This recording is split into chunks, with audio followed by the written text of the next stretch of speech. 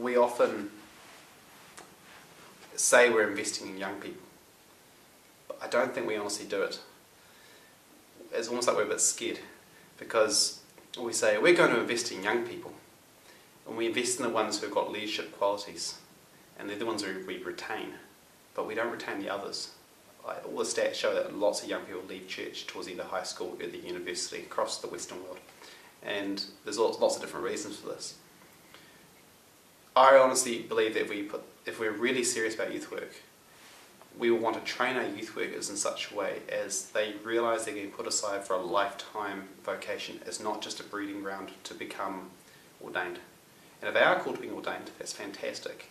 But that doesn't mean they necessarily have to do youth work in order to get there.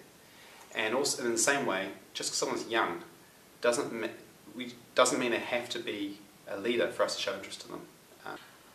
Will be good to have leadership trainings, or like not much of the money-wise that we're concerned about. It's more like being knowledgeable of the Bible and knowing how to apply it to young people. As a grandmother now, when I think about the young people who look to me for guidance and support and advice and comfort and for love, I am constantly troubled really by the complexity of issues, societal issues that affect young people, and my heart breaks often for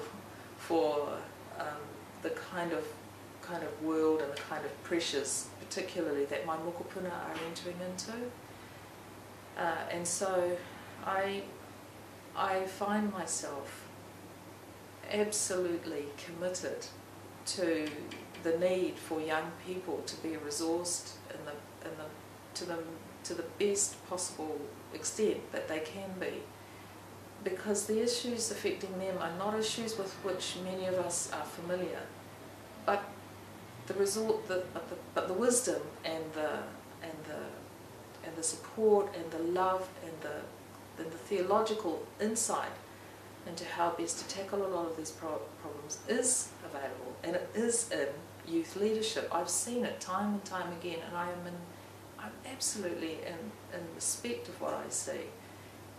And it's there that I feel most reassured that the answers are for my mokopuna. But unless those young people are being resourced and enabled to provide that kind of leadership and that kind of advice for my mokopuna, then we are all going to be bereft of that treasure trove, I think, of insight. So I think if resourcing for youth is a priority, in your mind you're ready to let them change what church is like, and young people will make the experience of being in church different, and you have to embrace that. If you're 60 or 18 or whatever it is, open the doors to let them do it differently.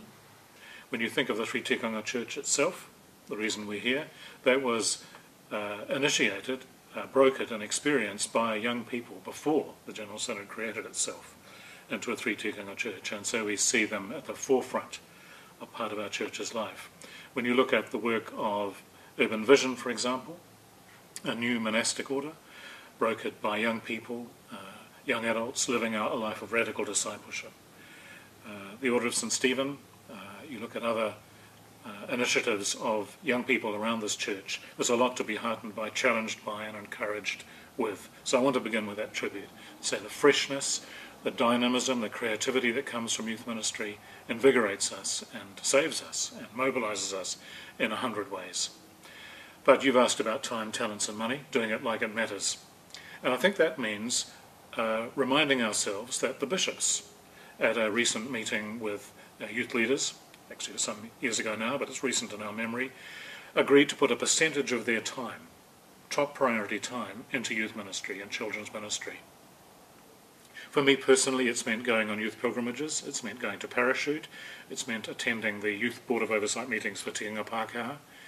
But the following on from that time is the question of money itself. How much of a priority are we prepared to rationalise in our budgets for this generation and the next generation?